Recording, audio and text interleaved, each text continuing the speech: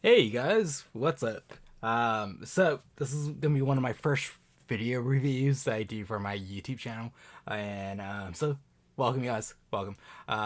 Typically, I don't like doing edits. I don't like doing camera cuts or anything. This is like a straight shot, unedited review about whatever video game I play, and it's gonna be kind of like a new thing going down on my channel. So every time I play a video game, a new video game, an old video game, whatever video game, and I feel the urge to review it, I will review it. I will do one of these videos and just put it out there, you know. And I kind of got this inspiration from like Happy Gamer and Jake Baldino and stuff like that. So if you guys don't know, I am a journalism major, and I used to do a lot of video game reviews for my old student newspaper.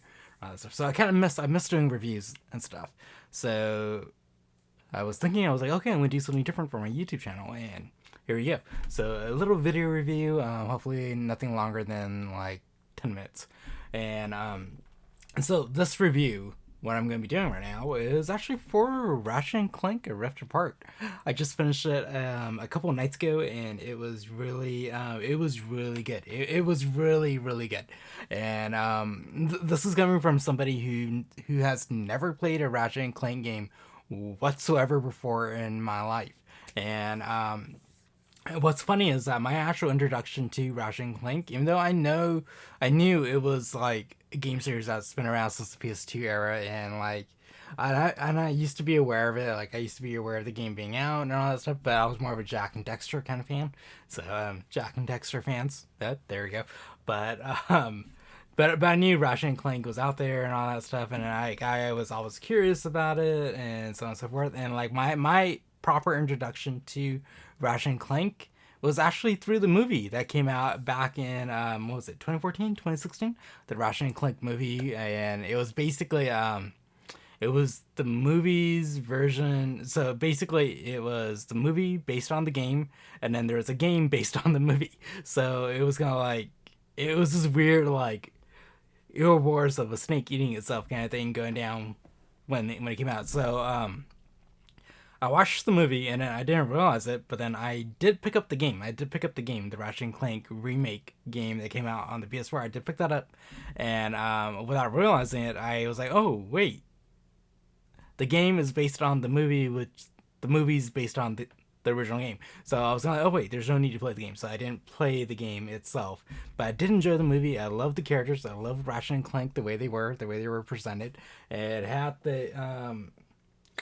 It had legit the typical Insomniac style. So if you guys don't know what Insomniac is the guys who made this game, but they're also the guys who made Sunset Overdrive and also Marvel's Spider-Man and also Spider-Man Miles Morales. So if you guys are used to how those games are, how Insomniac does their characters, Ratchet and Clank is right up there.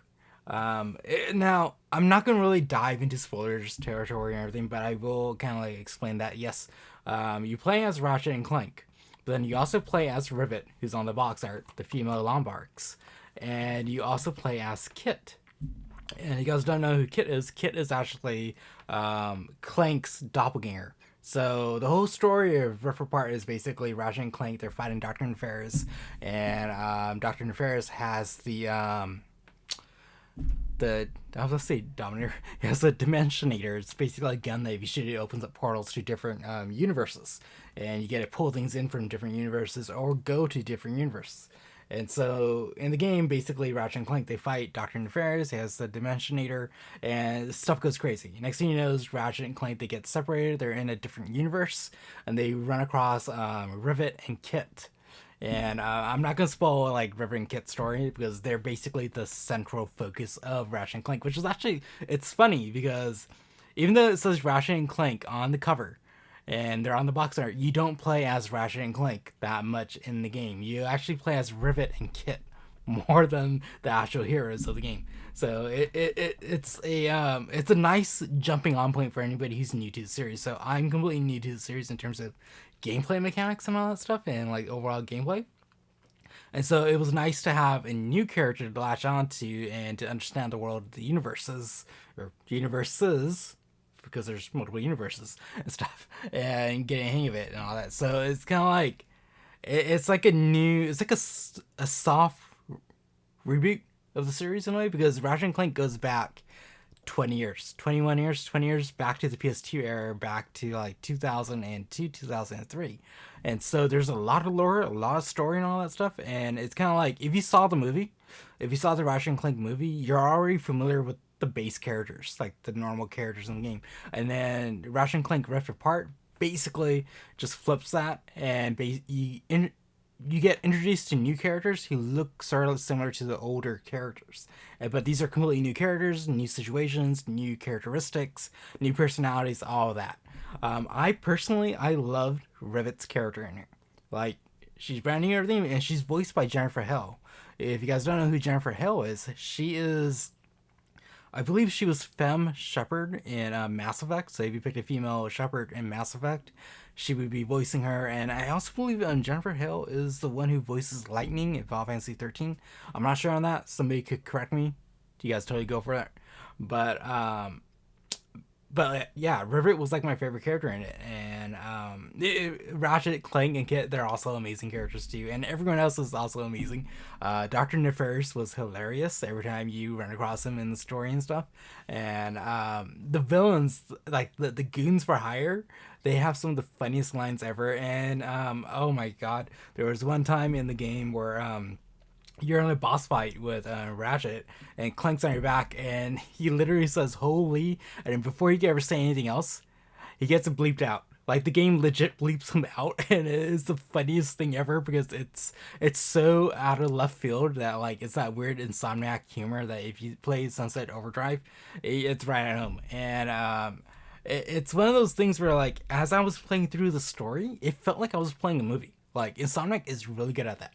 Like, if you played Marvel Spider-Man, same vibe. Like, you could watch a Marvel Spider-Man sitting next to somebody who's playing it, and it feels like you're watching a movie, but while the other person's playing it. And me playing Ratchet and Clank Rift Apart, same deal, same exact deal. Like, if somebody else is playing the game, I would be sitting next to him. I would be watching like a movie, because, oh my god, the cutscenes, the graphics, the presentation, it feels like you're watching like a Pixar or a DreamWorks animation or a Sony Pictures film, and it's done that well.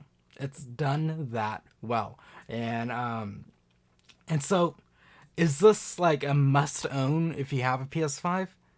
Hell yeah. Like, this is one of the first must own games you need to play on a PS5 if you got a PS5.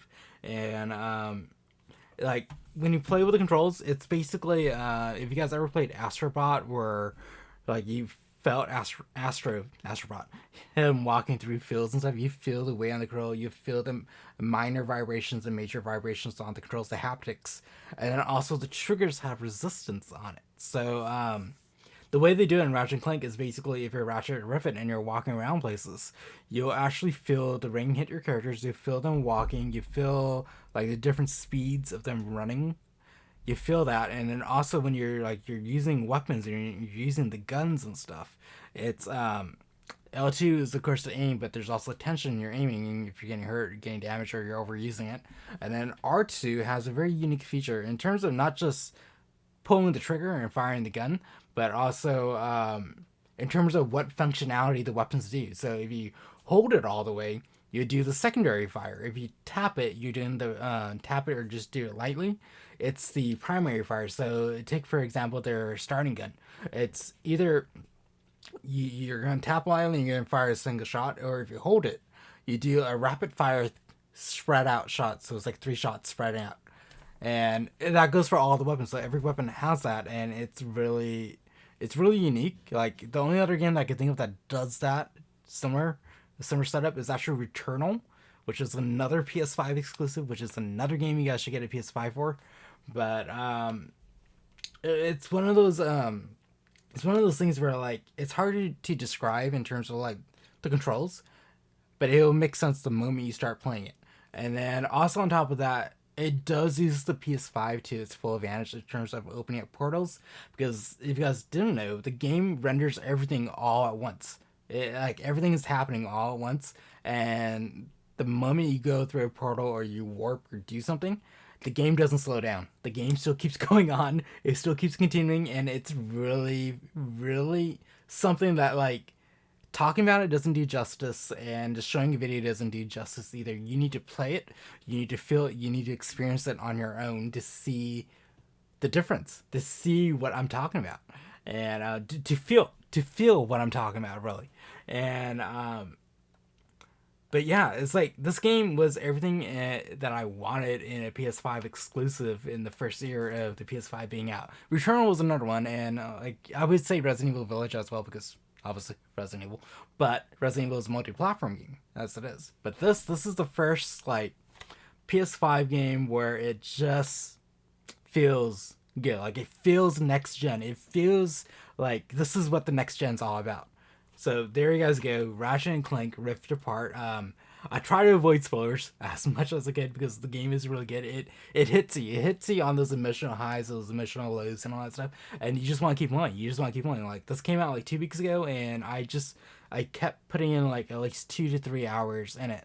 And it was one of those games where I wish I did stream it, but at the same time I kind of like, I love the fact that I was able to play this on my own without streaming, without being stressed about streaming, and just sitting back and enjoying it.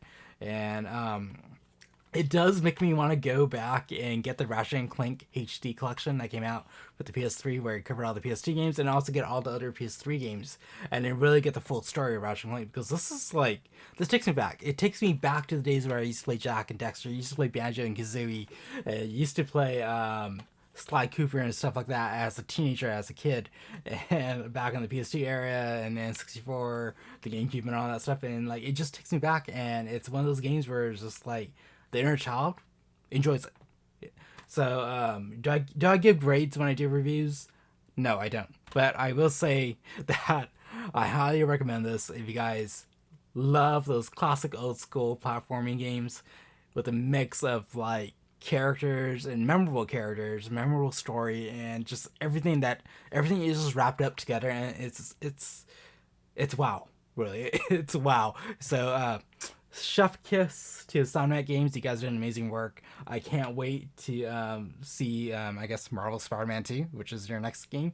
And it's also insane too because they did Marvel Spider-Man Remaster on launch for the PS5, then Miles Morales on launch for the PS5, and then they did this just a couple months later, and it's like, holy crap, Insomniac Games, take a break, take a bow, enjoy your just rewards, your just desserts, savor that, and then we'll see you guys in like a year or so for Marvel Spider-Man 2.